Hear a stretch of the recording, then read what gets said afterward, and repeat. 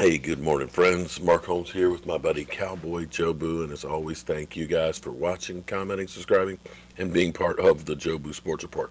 Without you guys, this literally does not work. Let's get open for business here, and let's wake up the football gods. Wake up, guys. Wake up. Wake up. Wake up. There you go. It's so nice to finally have them turn back around. And wow, it's Sunday morning and we got playoffs. Playoffs? You're talking about playoffs? Yeah, we're talking about playoffs. The Dallas Cowboys aren't in them, of course. Yesterday, Kirk Cousins and Minnesota Vikings lost. 49ers advanced, and to my surprise, and probably to everybody's surprise, the Baltimore Ravens got their butts handed to them by the Tennessee Titans. Maybe we are seeing the second coming of Bill Belichick. They went in and they took care of business. They devised a plan to stop Lamar Jackson. They basically had a spy on him. They put pressure. They're going to try and make sure that he wasn't able to run. He still got yardage. He still did his thing. But I got to tell you, Henry is a grown man. Yes, he is a grown man. He is on a tear. I think he's the first player to have 3 games in a row with over 140 yards or 180 yards. He is an absolute positive beast. He's what? I don't want to say this, but I have to. He literally is what we thought Zeke Elliott was. Henry is an absolute unstoppable beast. The way he ended up pushing that guy, boom, out the freaking way, the way he runs with anger and drive, that lean that he has, oh my God. It's been a while since we've seen Zeke anything close to that. And I got to tell you, you look at the Titans, Mike Vrabel has got that team well coached. They are absolutely positively a great team. And to be a number 6 seed, go to New England and beat Sensei, to then go to Baltimore and beat Baltimore in Baltimore the way they did, all of a sudden, you got to look at Tennessee and say they may be the team to beat in the AFC right now. That there's nothing like momentum. We've seen that with the Giants, who came in, as a wild card team when we were 13-3, bitch slapped us on our way to the Super Bowl, ended up beating an undefeated New England. You get to the playoffs, anything can happen, but they truly are playing on another level compared to what we were doing. When you watch that game, you see, yeah, we got a lot of work to do. We got a lot of work to do. But let me clarify something real quick, because some people out there, okay, here's what. You are, if you've clicked the bell, you're a subscriber. And I appreciate all the subscribers. We finally made it over 25,000 this channel. And shout out to each and every one of you guys who come in, comment, leave a message and like it or even unlike it too, in the case of a lot of Eagle fans and stuff. I appreciate that. If you've been a fan of this channel for any length of time, you've seen it evolve from where I had actually used to sit over in front of the TV with a Cowboys lawn chair and use my cell phone to do videos, to building this first locker, which used to be over there, to building the second and the third and upgrading the equipment and things. This is constantly alive and growing. And I want to continue to do that process. I want to really make this truly a sports, not only a sports studio, but a sports studio hub where we become like a network. You've already seen me with Philly 500 and Law Nation and Vosh and things like that. But I'm trying to build an actual network. And I work my ass off every single day. You may not like me and things like that, but, some people do. And to do that, well, I throw a lot of money into this, and it takes time and money to do that. So YouTube's opened up channel memberships, which are a paid membership. You don't have to do that. You still get Jobu Sports Support. But it's for people who want to say, you know what, I want to help the channel a little bit more. And there's different levels of it. So there's the the lowest level and everything else, what I'm doing is, a lot of it out of my own cost, is I'm sending everybody a shot glass. Everybody who becomes a member. I'm sending that right away. Now, give it some time. Most of the time when I take it to the post office, it takes 2 or 3 days to get there. But I ran out of shot glasses last week, so I got some more in, and so I'm getting caught back up on them. So currently, if you have signed up by today, I'm going to do some more of them today. I should be completely caught up and in the mail on Monday, and then by Wednesday or Thursday, you should have your shot glass. Now, when you get your shot glass, I want you to take a picture of you with the shot glass. Now, if you become part of the tailgate membership, which is the highest level, then I'm also sending you a rack. But it's only at that level because I got to build the racks, I got to paint the racks, I got to ship the racks, and of course the shot glasses that go with it and stuff. So it's quite a bit of change to do that. So that's only at the top level. But everybody gets a shot glass. So give it some time. If you hadn't gotten it by, say, Thursday, because I do miss stuff, email me with your address. Say, Mark, I didn't receive mine. I can look on all of the shipping sheets and see if it was sent out and give you the tracking number. All right. I had a Groundhog Day moment this morning.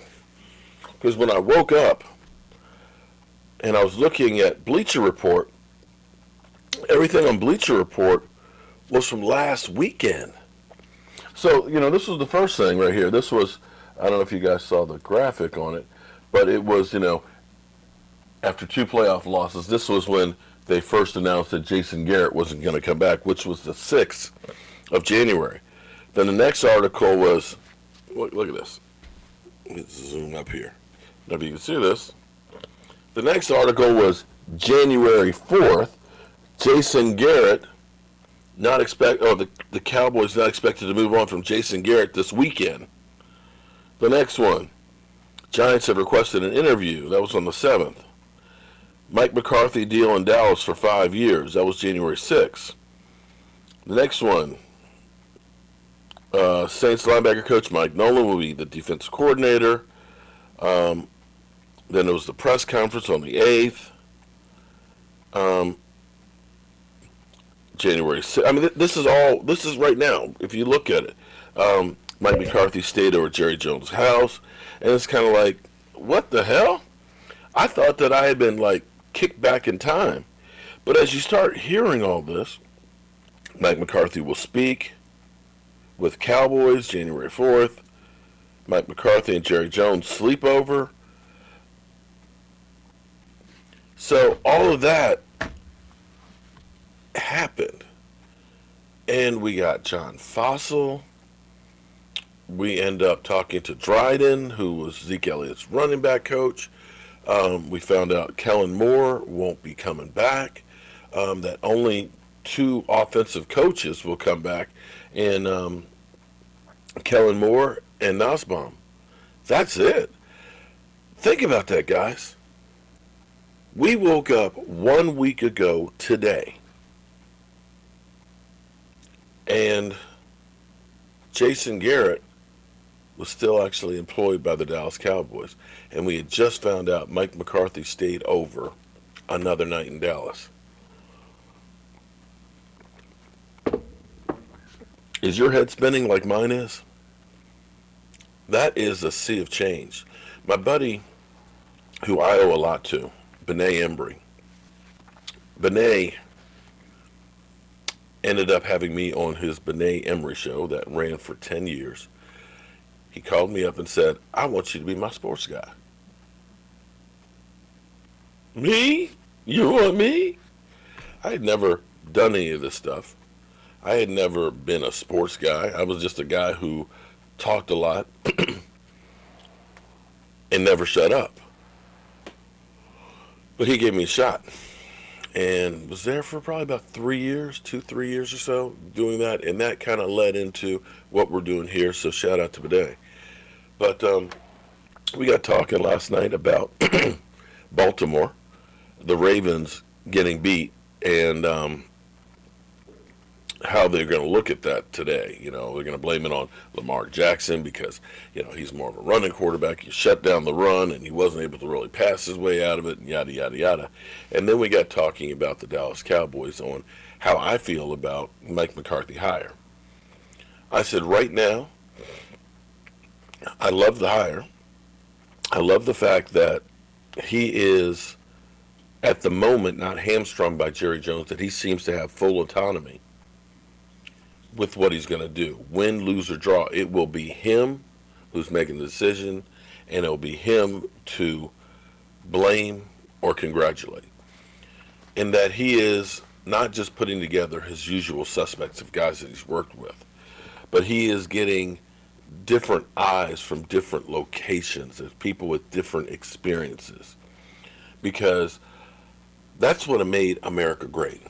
Believe it or not, the fact that you have so many different cultures and ideas and perspectives that were brought together.